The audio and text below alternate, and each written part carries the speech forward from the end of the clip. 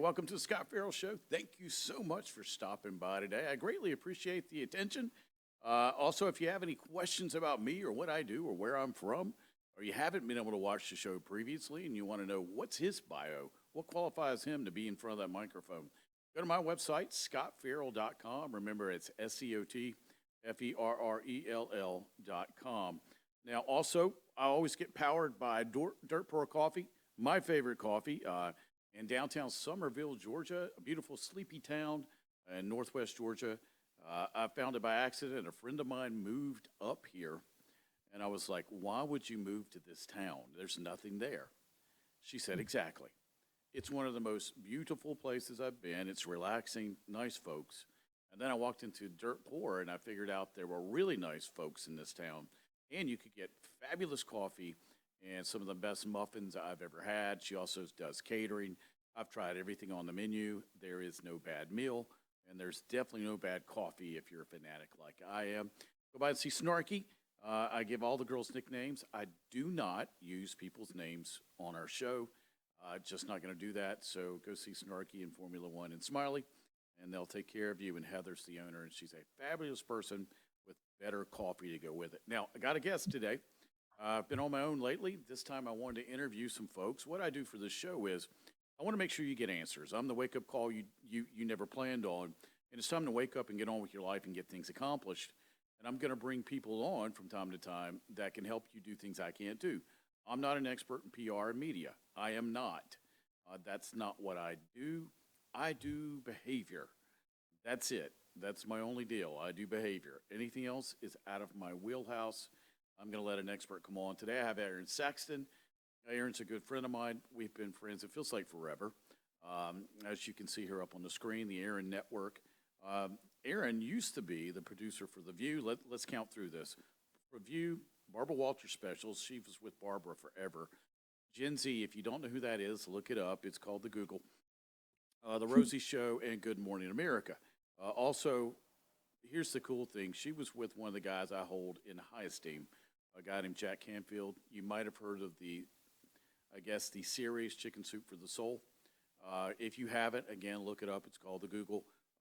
Last count was 500 million copies have been sold internationally. Also, she's been nominated for an Emmy 4 times. I've only had one. I actually won one for writing. And she specializes in B2B and B2C.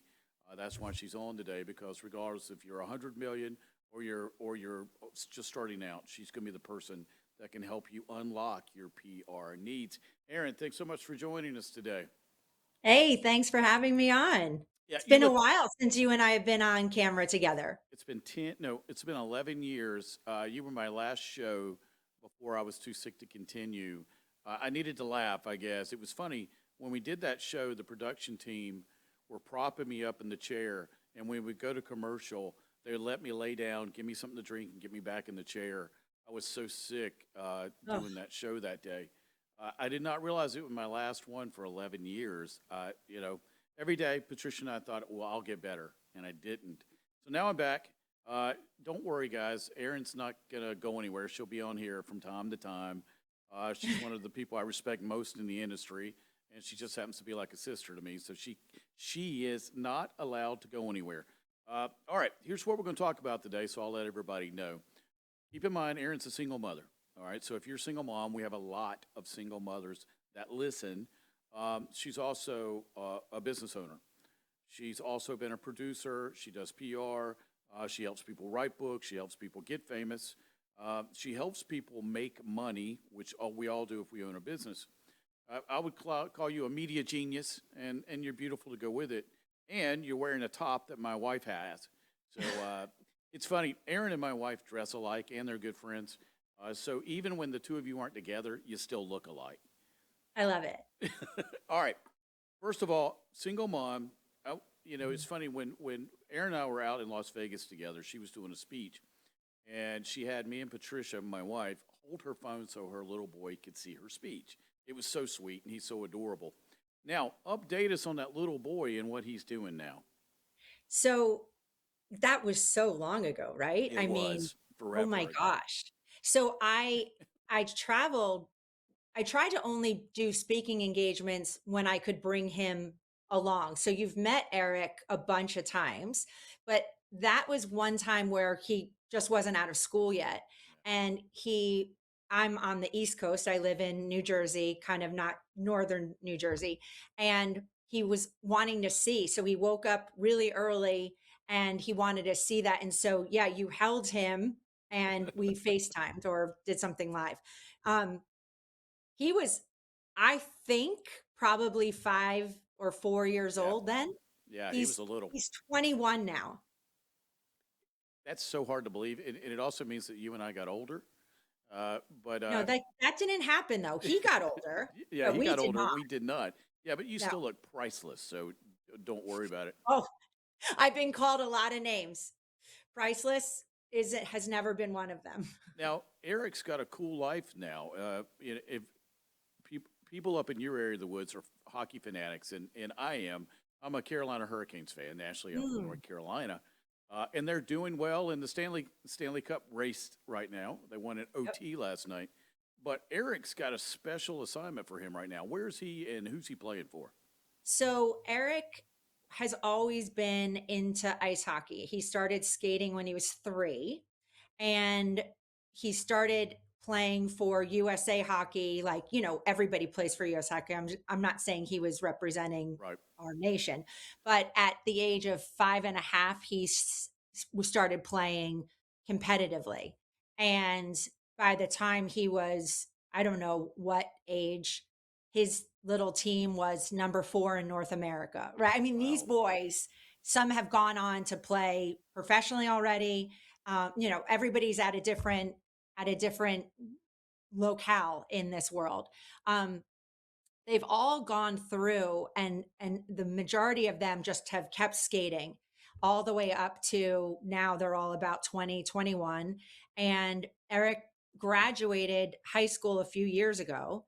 For some reason, ice hockey, you then go, it's not always, but Yeah. it's most likely you then go into juniors. And Yep. juniors are these 3-year gray area where you kind of get taller, get bigger, get stronger, and you figure out if you want to go play Yeah. collegiately, NCAA. So that's what Eric did. That's what most of the kids I know. Some kids got put right into university, and then they're the ones that are already in the NHL right now. They played on the U.S. Yeah. developmental team, so like we're already at that level, right? Like, Right. it's so funny. Like in golf, there's such a difference between pro amateur and Yes. or amateur and then pro. Like there's just miles apart. In this case, who knows? Like they're all great. They've all deserve all the best. So Eric just finished his 3 years, and scouts were coming to see all these kids play, and now you're learning who chose what school. And Eric was offered had a bunch of offers, but he chose to play for Coach Hooley for University of St. Joseph, and it's in West Hartford, Connecticut. It was founded in 1932. But what's interesting is they've never had a men's or women's hockey team. So Eric will be Wow. helping make history, and he will be playing on the first inaugural men's hockey team. Man, that is so cool to be able to It's do fun. that. It's funny. I follow the Blackhawks too, and I was following the guys who just got on the Blackhawks. And my wife was asking me, "Where's the minors?" I said, "Well, the minors for the NHL is college." She goes, I said, "Watch this with me." So I had her watch the Blackhawks documentary with me, Connor Bedard and all the guys that were on there. She goes, "I had no idea. People don't realize the way hockey's geared versus the Major League Baseball, NBA, or NFL, and it's a longer, more tiring road for hockey. But Yeah, you need exhausting. the experience, and which leads me to the next question. At 21, you got quite the break at 21, didn't you, or 20-ish, when you got a chance to go to Good Morning America. What was Yeah, that like? intense. It was intense. I was in college, and my I needed to choose an internship, and my college was going to send me over to Howard Stern at the time had a TV show, and it wasn't like working with Howard. I mean, he's brilliant. The modern day Howard would have been great, but the Howard of yesteryear Oh, boy. wouldn't have been the right fit for me. And then my other choice was like a really, really, really, really, really local um, cable TV company, and that didn't fit feel like a really good fit either. Right. So we put out our feelers and through different networking, which is huge. I can't stop talking about people just have to constantly be networking, not because somebody can do something for you, but you can do something for them and then they'll owe you one. No, Yeah. I'm sorry. But I'm It's not true. wrong. It's Yeah, true. I'm not wrong. It's true. So I I got an opportunity to apply for an internship at Good Morning America. Now, no way did that mean my resume didn't even have a special color paperclip, right? I just got the interview. So I got there, it was 200 applicants and 6 departments, 6 hour interview. Each department had you for an hour. And then I'm like, I should ask better questions. And so I finally said, how many internship slots are available? And this woman, Ruth Ann Alsop, said 25. And then I knew, oh, this is competitive. So many people, including myself, are just, Right. you don't know what you don't know. And then when it hits you, like my stomach and bowels dropped. I was like, fudge, you know? So, but I'm a very competitive person, but in a nice, you Right. know, really super nice way. So I thought, oh, okay, game on. And I got one of the spots. Which I'll tell you a quick story. I don't think I've ever told you this. My agent called me one day for radio, and he said, "You're never going to believe who called me." He said, "Kevin Bacon. You know how everybody's 6 degrees from Kevin Bacon." Kevin Yeah. called him and said, "You're now 1 degree from Kevin Bacon. I need a favor." Talking about favor networking. He goes, "My nephew needs a job. Would you consider giving him an internship?" Well, he goes, "I owe you a favor. Whatever it is, I owe you because my sister won't get off my back." So my agent gave him a job at the radio station. Oh my gosh. So talk about networking. Now, you network this into, again, Gen Z, if you don't know who this is, look her up, Barbara Walters. You ended Mhm. up going from that specific thing to being on Good Morning America, which you got that, and The Rosie Show and Barbara Walters specials, which I used to watch all the time, um, and The View, the Yeah. View when it started. What was that like to do all those? Oh, I mean, I loved it. It's fast paced. It's, in our industry, and I'm calling our industry like the media, Yeah, any right, kind of media. It's not like back in the day too. Don't forget, I'm 56, right? So this was 92, right. Yeah, 1992. It's not like we had social media. It's not even like there was like job websites, like barely, you know, the the internet was just a whisper or something. So you had to still look through job directories, but no one in television was putting out an ad in the Wall Street Journal like, hey, needed, a production right, assistant. So you just had to really kind of advocate for yourself and reach out and keep, if you're an introvert in our industry, dear goodness, like you had to just keep networking and figuring out what was available. And then you play this game, at least I did, where you pretended like you knew right. how it worked. Meanwhile, I didn't have a clue.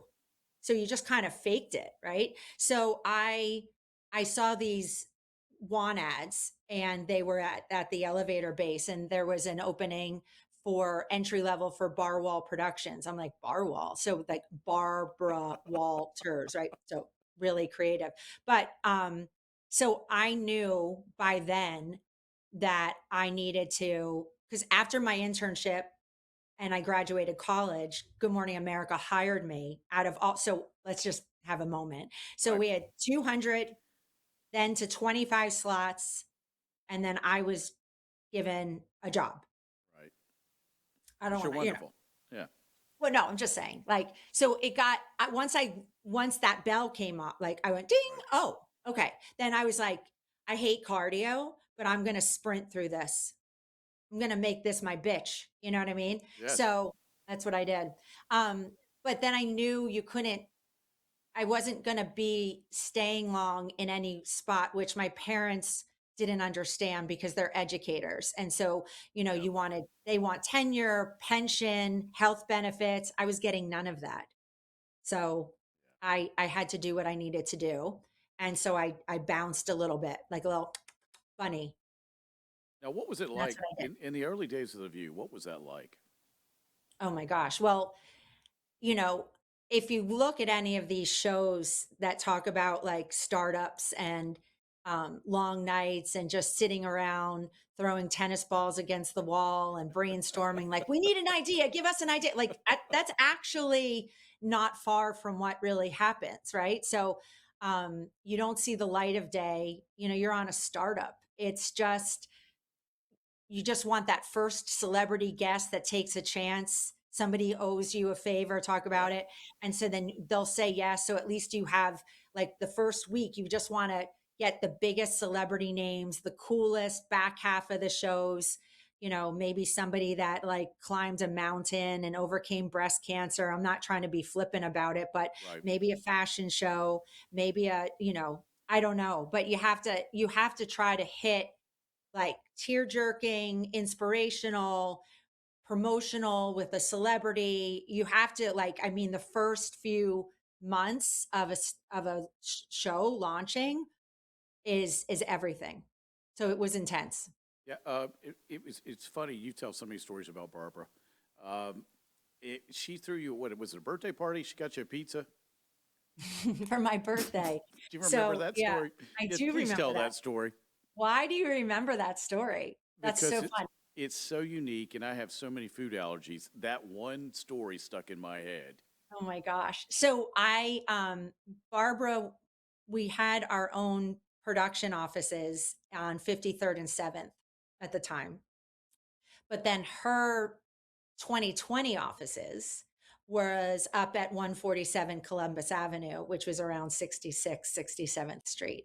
So she had two executive assistants, and they were like amazing because Barbara was like no joke. These women knew shorthand and like I mean, you have like Right. kings and dignitaries and politicians and calling in. So anyway, one day one of them was out sick or something.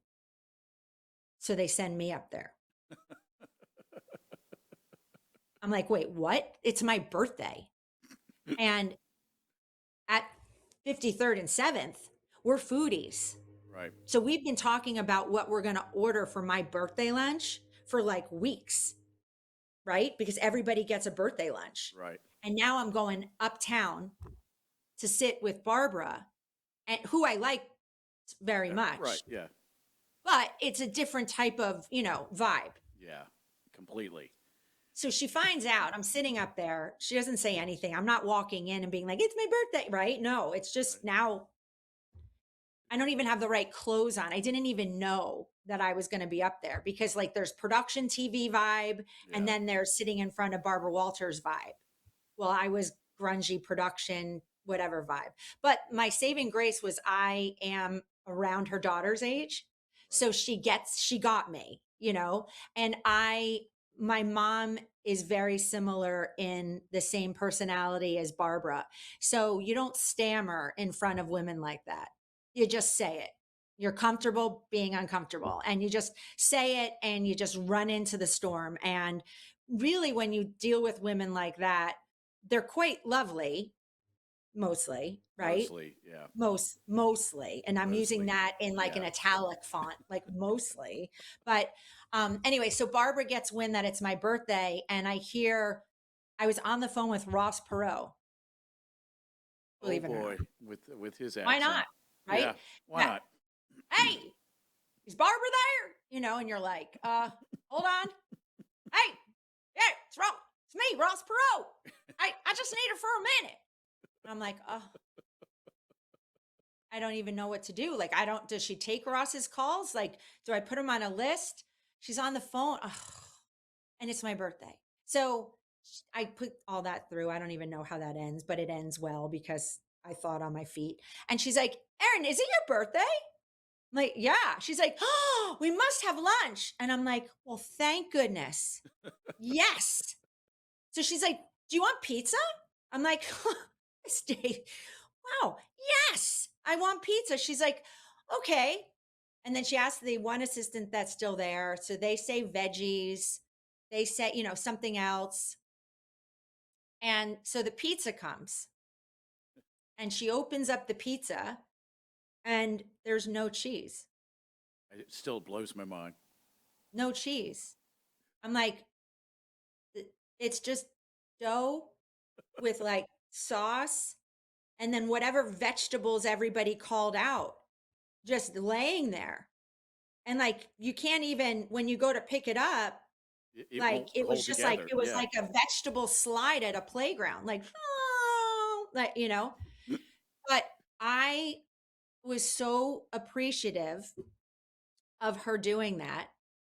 And she's like, well, I can't eat cheese. Like, and I'm just like, yeah, whatever. And I think the crust was gluten free or something. Like, I don't know, whatever. But, and back in the day, gluten free Yeah. doesn't taste like gluten free now. I'm not like, anyway, I loved that I loved it.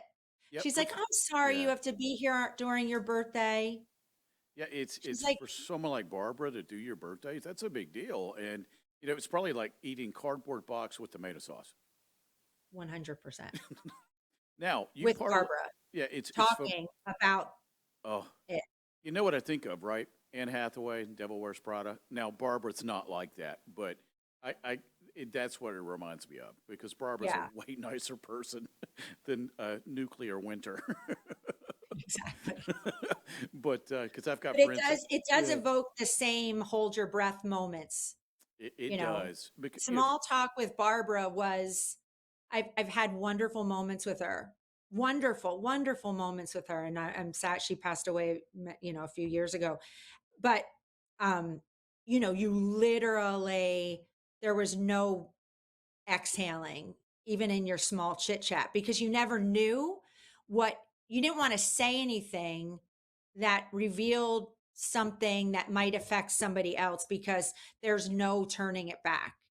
So you can't gossip, you can't no, like, oh, I hear da da da went out on a date last night. No, you can't even talk like office stuff because you don't yeah, want it. yeah, no, You yeah. can't turn it back. She was the queen of media, and she was the number one person in the world at that time. And the fact that 100%. you were on that list, I mean, if you wanted to go somewhere, Barbara's the way you did it.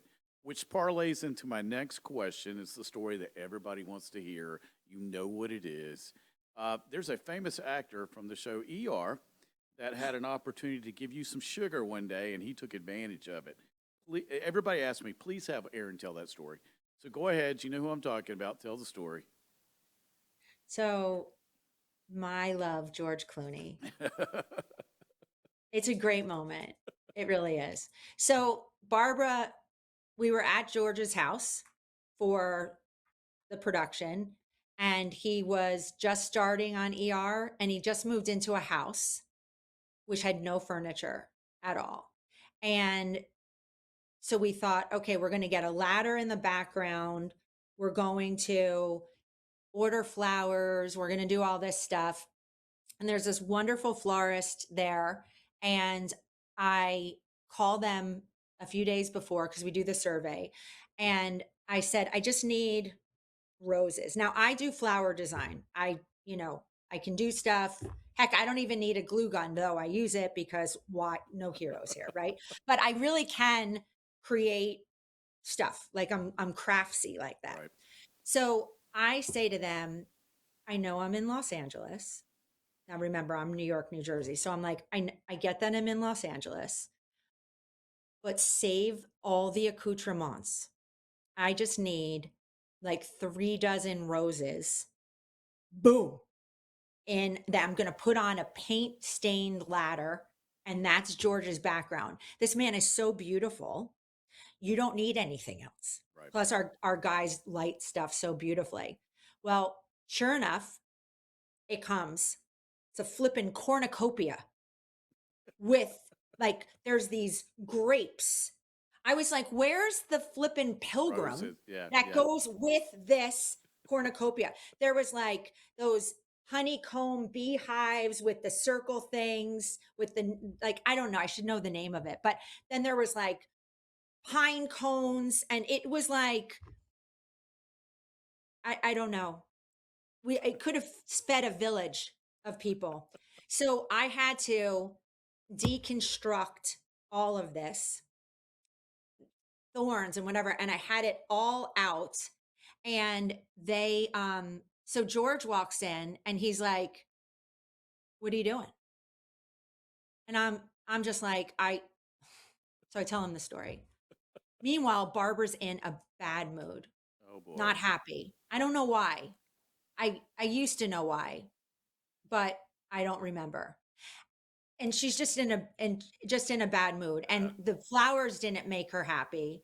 And so she's just not mad at anyone, but she's not like, it's not flow and ease. Yes. Okay. Yes. So she was particularly tough on me that day because I'm the young grunt of the crew. There's only Yes. 8 of us. So, and 3 of them are back in the New York office. So it's me. You're It's looking at it. Aaron's day to get chewed out.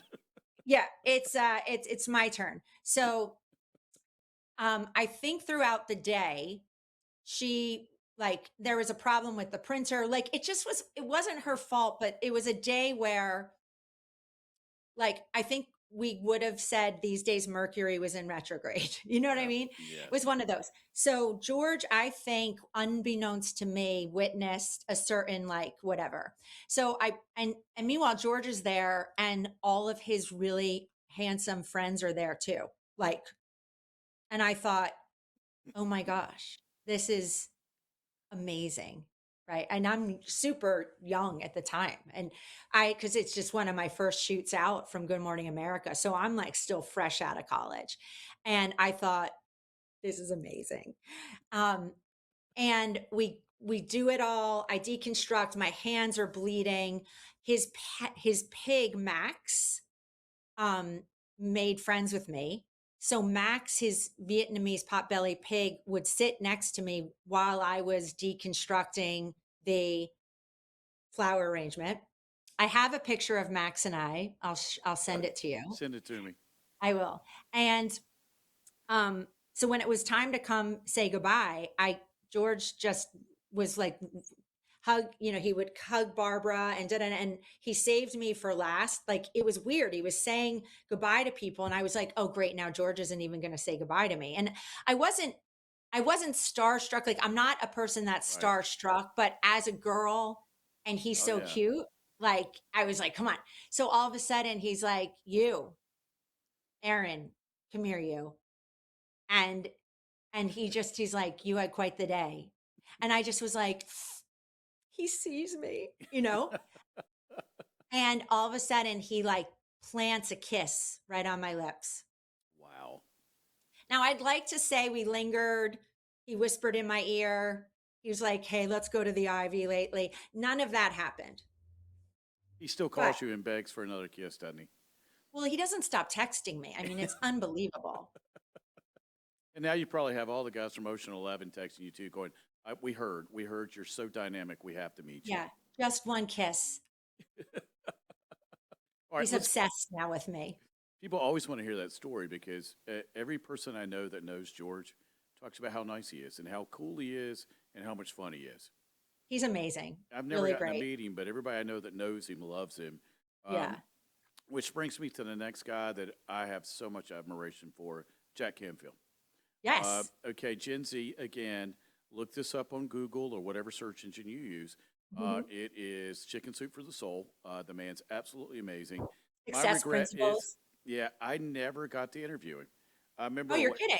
no, you tried, I think we tried 3 times to get him on my show, and I never got to. Now, if he's still doing interviews, I'd be glad to have him on.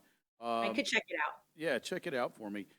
Talk about that experience being with one of the nicest people that ever walked the planet, actually. Yeah. He's great, and the whole team is great, and I think when you're surrounded by a team and a process that works, you can be really great. There's no reason to not be great and nice, Right. truly. So, um, Jack was one of my very first clients when I left The View. When I left The View, I had this idea to create a company that bridged the gap between the media and anybody who wanted to be in the media. Right. So Patty Aubrey, was really the one that saw, yeah, let's do it.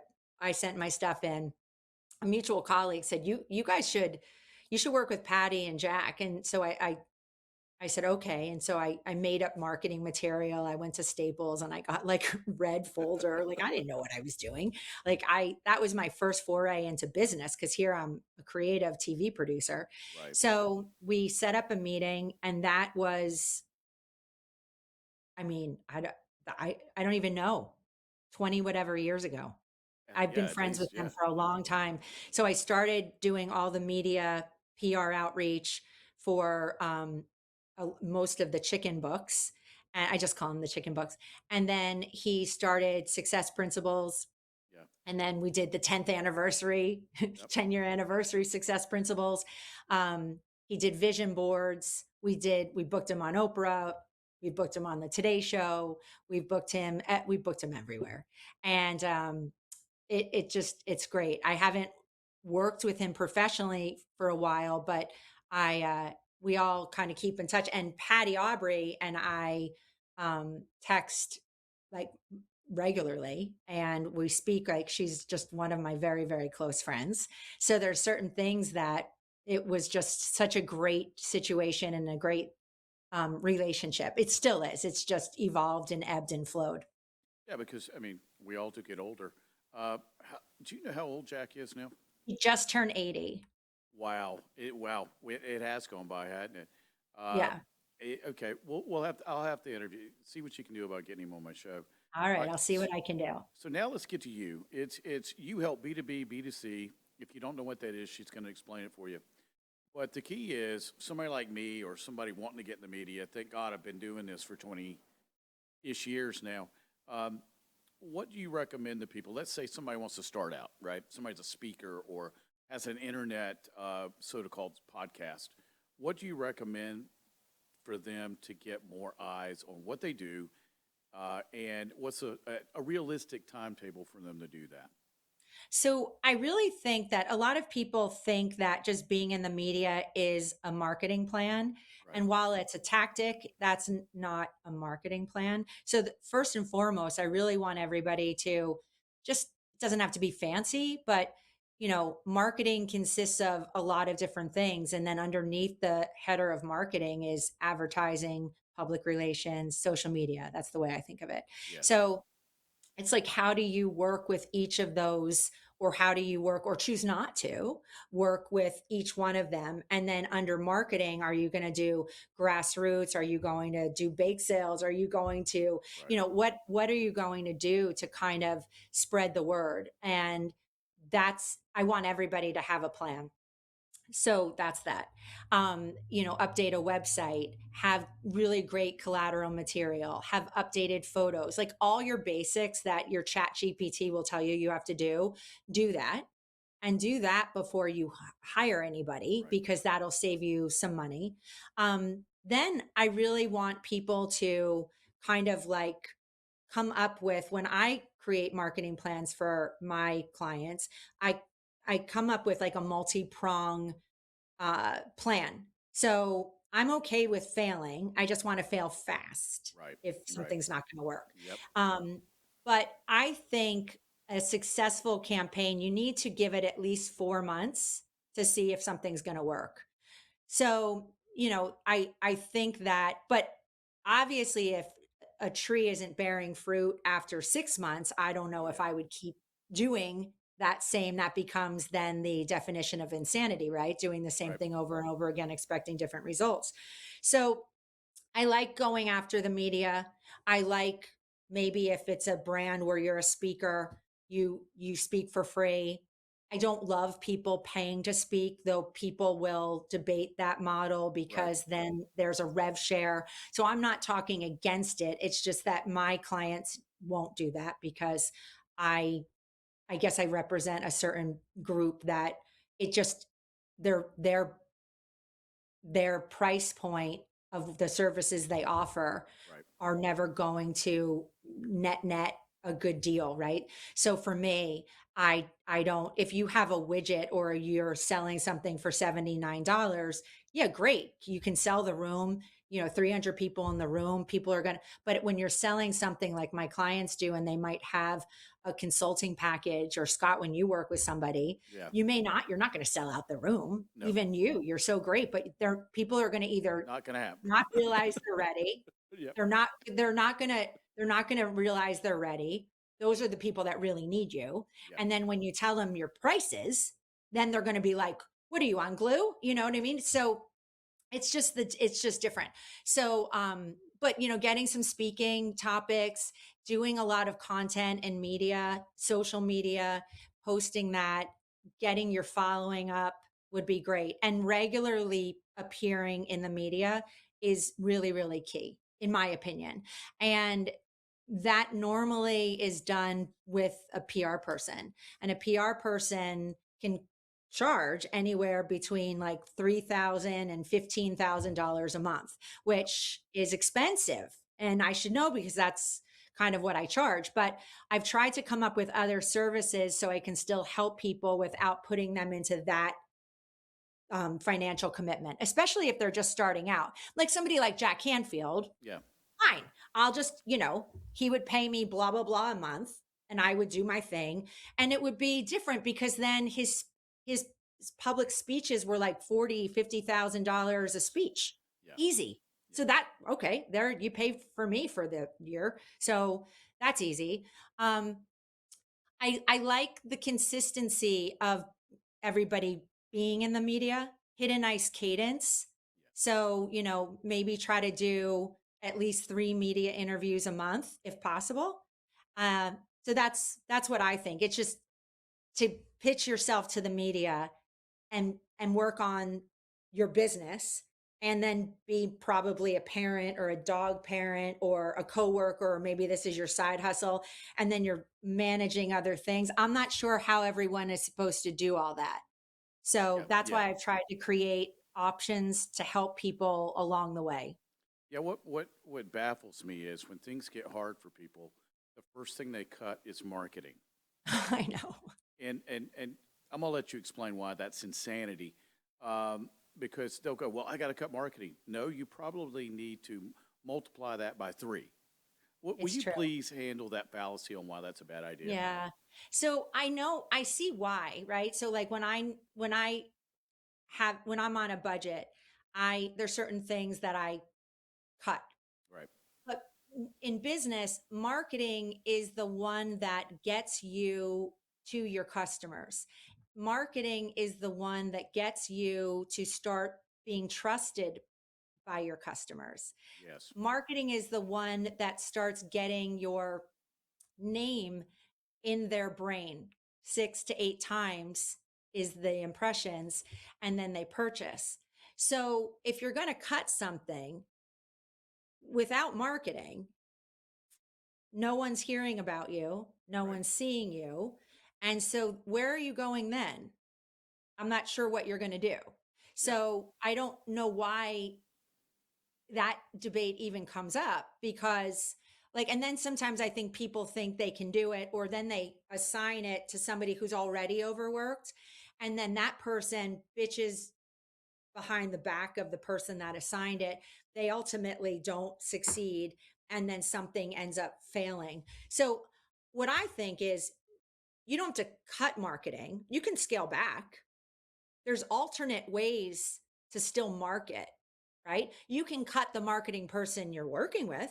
Yeah. Sure. Yeah. You don't have to pay $20,000 a month. And that's why I encourage people to look for alternate ways to get her done. So, but as far as marketing itself, PR, media, advertising, you can scale down or you can do it differently, but don't throw the baby out with the bathwater because everyone's going down the drain at that point. I actually Right. guarantee it. Absolutely. Which brings me to my next question. You have a program. It's funny how you try to make marketing available to everyone. And you're really good about helping startups, helping one person, 5-person shop. What's the new program you've got that people listening, and listen closely, please, the new program you've got for people to be able to work with you? Oh my gosh. Well, I love it. So I've always been really dedicated to, I feel badly. So being a PR owner, I feel badly when I see the amount of money people pay. And yet, if you knew what it took to get this going, this machine with staff and the databases with the Yeah. media outlets, and there's hard costs here. And then there's like really good media pitching talent is not cheap. No. And, I'm not going to have like a green behind the ear intern who's never picked up the phone to order a pizza call the media for you Right. and then charge you $7,000 a month. So talent costs money. So um I just knew I was leaving a lot of people behind and I didn't like that. And as the years have gone on, there's more and more media now with Yes. podcasts and people having shows and YouTube and things like that. And now it makes it that there's not enough manpower hours. It's flipped. So now even my media pitchers, in order for them to truly pitch every Yes. possible media outlet you could be in, you'd be paying them so many hours, like so much money a month. And yet they deserve it because it's really hard to pitch the media. I'm not going to lie. Like it's Oh, like yes. telemarketing meets like attitude, Yep. and I can say that because I used to be the one in the Right. media picking up the phone, and it's an art form. And it's not a one size fits all pitch. Like you really need to custom design that. So I thought, I wish we could figure out a way to get somebody or something to pitch the media that's affordable, not to take away business from agencies like mine, but to be inclusive for people who have a less of a budget. And so instead of it being $10,000 a month, maybe it's $10,000 a year, or instead of Right. $6,000 a month, maybe it's 6,000 for 6 months. But either way, thousands and thousands of media outlets will be being pitched, which is Right. still more than your PR firm who would be charging you that, right? So we designed that. We created it. It's called Pitch Me to Media, and we're not your PR firm. Right. You all of you stay in charge. We use your emails. We work with you on your pitch letter, your hooks. So that's where Right. I still Oh, my yeah. name's on it. So it's not like, robo driven. Like it's me, I'm doing it. Um so we do that and people are loving it. And it's really great. And then on the other side, and you've done this with me, I also do Erin on Demand, which I'm starting a new one. I don't know if you want to join it, but I've been running these and I love it. So 8 to 10 people in a group, hot seats. I used to do this for Jack Canfield at his retreats. They Right. were like, Erin, can you cover? Can you do one session? I'm like, yeah, put a Sure. bench in the middle of the room. They're like, why? I'm like, you'll see. And so I'm like, can we dim the lights and just put a spotlight on them? And, I would do like laser training, focus, media training. Sometimes people ask about sales. Sometimes they want to know about a book title. Sometimes it's how to get their social media following up. Sometimes it's how to produce a children's book or how to get more speaking engagements or really just a marketing plan. And yet they don't have the budget and they really do want to do it themselves and they don't have a choice. They have to do it themselves. Yes. So I put 8 to 10 people in a group and that's like $500 a month. What's the fastest way they can reach you to do that? And how Oh, can they reach you? they can, well, do you want them to go through your show and then you? just let it, what's the fastest way they can do it currently? Erin, QRS at gmail.com, or you can go to my website, theerinnetwork.com, Cool. and it's Yeah, all right there. it's funny. We were sitting in Vegas one weekend, and you were there with me. Our friend Bernie Dorman used to just hammer me. It's funny. Bernie, genius level IQ, it created lots of products for a lot of people. And boy, was he ruthless when he got in on you, and he just pulled me aside and just hammered me. But the thing was, I was sitting with Bob Stracosta one day, HSN, and then Bob goes, "Okay, I think you're ready. You need to be on my network." And we were setting up a thing with HSN when I got sick, and it didn't have. It's just like with my TV show talking about speaking fees. We got canceled. I'd asked them. I said, "What's my speaking fees once we hit the air?" And they said, "Well, it'll range between 20 and 50,000 a speech." Yeah. And then we got canceled. Yeah. Now I have I a know. great speaker agent. His name's Bruce Marin. He does celebrity speakers. He's out of Las Vegas, Nevada. His claim to fame, you'll like this. His godmother is Joan Crawford, Wow. and he used to handle. His best friend was Michael Landon, Little House on the Oh, Prairie, and yeah. he handled His daughter Johnny. is so great in Yellowstone, or Yes, was. she Yeah. is, and Bruce helped set that up. And Really. yeah, Bruce is. I think Bruce graduated with Kurt Russell and Tom Selleck from So Hollywood High great. School. Yeah, he's got the coolest story. I'm having him on. I think he's next week actually, and I'm gonna have Awesome. him Can you come ask him on. if he'll be my agent? Yes, I'll talk to him. He's the greatest guy. He'll text me, and he'll be on the exercise bike at 5 in the morning in Vegas, and go, "Why aren't you up yet?" And last night we were texting because hockey was on, and he loves hockey. All right, Yeah. Erin, we've got to wrap this up. I have to get a promise from you. Will you come Yes. back? Will you come back? Yes. Okay.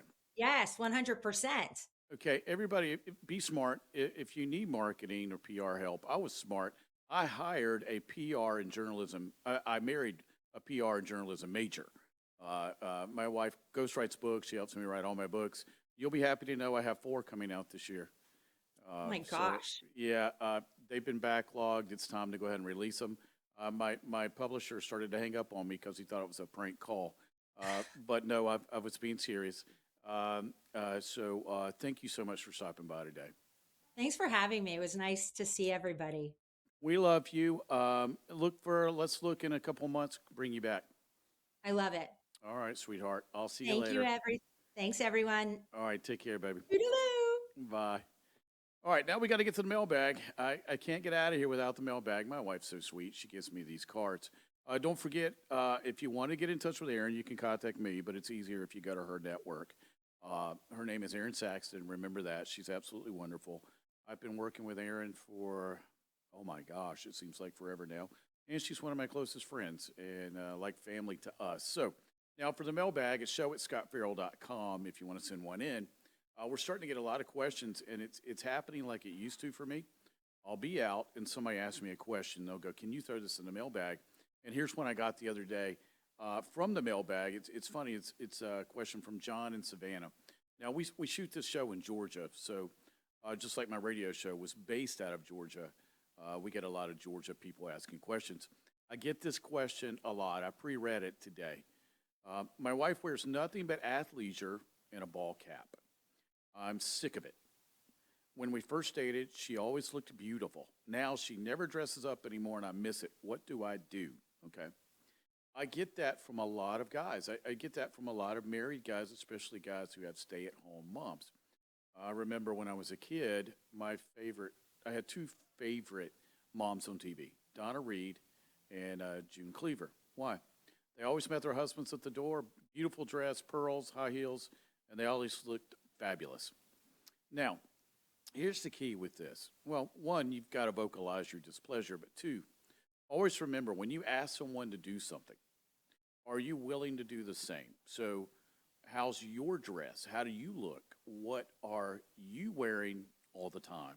Are you wearing the normal male outfit with bad shoes, khakis, and a golf shirt somebody gave you? Do you look homeless when you go out? Or do you look good? I made my wife a promise when we got married. Now, I kind of cheat because coming out of high school, I had an opportunity to go to the Institute of Design for fashion. A lot of people do not know that. And I wanted to major in merchandising because merchandising, you got to sell it. But I also wanted design because my favorite period is the 30s, 40s, and 50s of American fashion, actually worldwide fashion. So if you notice, I wear a sport coat on camera. I got a lot of clothes, so does my wife. So I promised my wife when we got married, barring my sickness, I will always look good for you. I'll always dress nicely.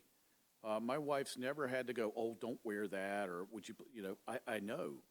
I actually take my clients, people that work with me, I work with CEOs, so I'll take them shopping and go, we've got to update everything about you. You got to look good, feel good. I sound like I'm Ric Flair, dance all night, right? So before you start in on her, what do you look like? Go look in the mirror, man. It's not that hard. Go, how am I looking?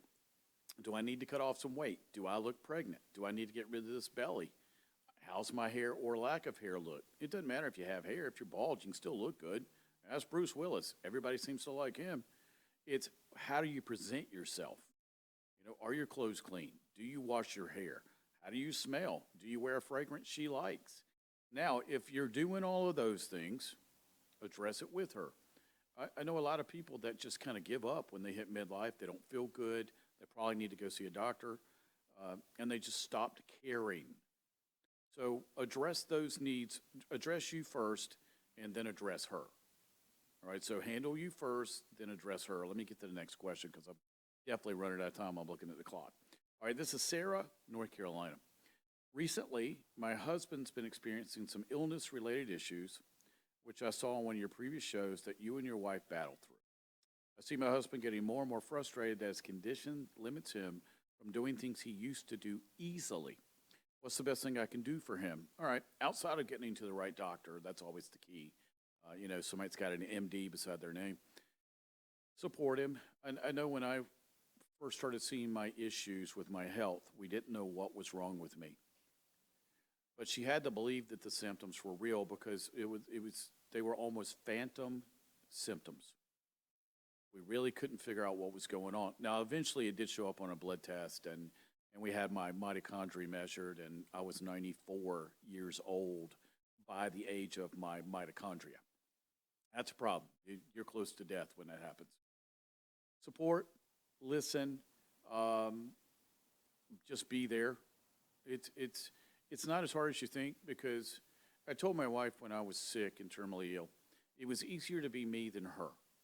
It's always easier to be the patient than it is the caretaker because we don't feel like we're losing somebody we love. We're not in the storm.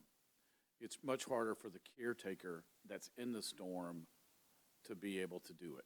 So, gotta look around. There we go. All right, got it. So just support him, just listen, get him to the right doctors, and just be there.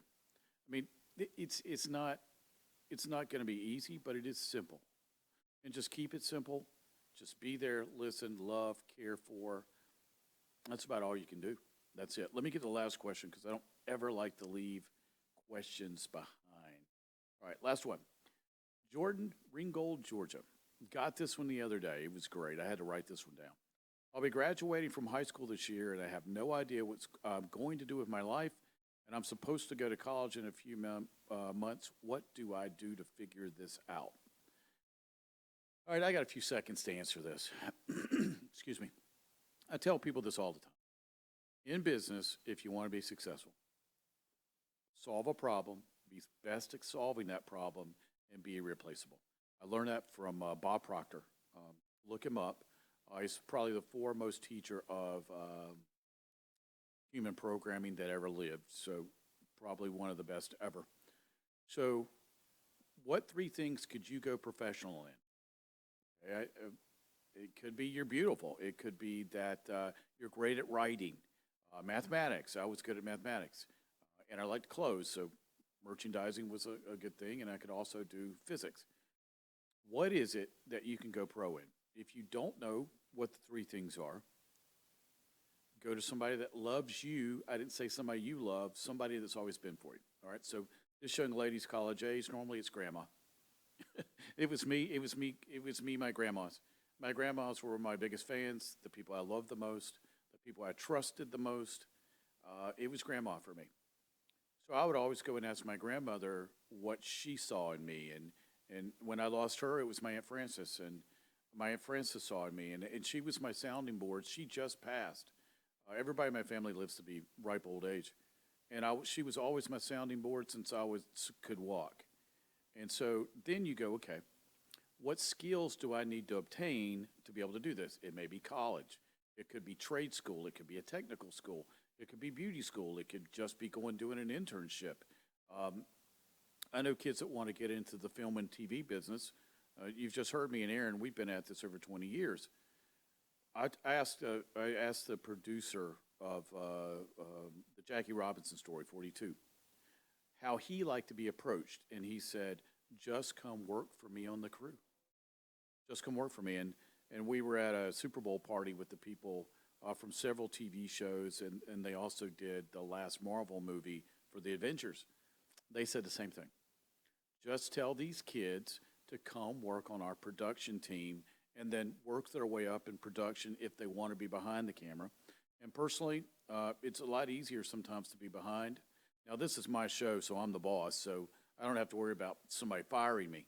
But when you do, a lot of times it is easier to be in production. So you have to decide, okay, am I afraid to go after what I want, or is it worth it to go after what I want? For me to do this, I left teaching. I used to be a high school teacher, which I enjoyed, and I liked being a high school basketball coach. But I don't say better, I liked basketball. I was a good coach. I like this better. One, I'm the boss, okay? I do like that aspect of it. But instead of reaching 150 kids a day, now I can reach millions of people from a microphone and a camera. And a lot of people need help, especially in the world of behavior. And because of me being in the entertainment business so long, I'm able to have friends on that are well-known and world-famous and can help people. And our guest next week coming up, I've got two guests coming up. One's my agent, Bruce Marin, and he's absolutely amazing and has Hollywood of who's who. And then I'm having a buddy of mine named Randy Sutton, who's been in countless movies, but he does the Wounded Blue. So his whole focus is helping people that are in law enforcement that have been hurt in action and getting the people what they need. So, Jordan, my suggestion is figure out the three things you can go pro in and then pursue those. I'm not real big on working on weaknesses. I'm more about developing your strengths. So what do you have to offer to the world? Now make, again, three things of business. Solve a problem, be the best at solving a problem, and be irreplaceable. Now, as we sign off today, don't forget something. There's people out there that love you. Let them know how much you love them. And how do you do that? All five senses, especially your wife or husband. You reach all five senses on somebody, and they'll appreciate that. All right, guys. I'll see you later. Take care. See you next time.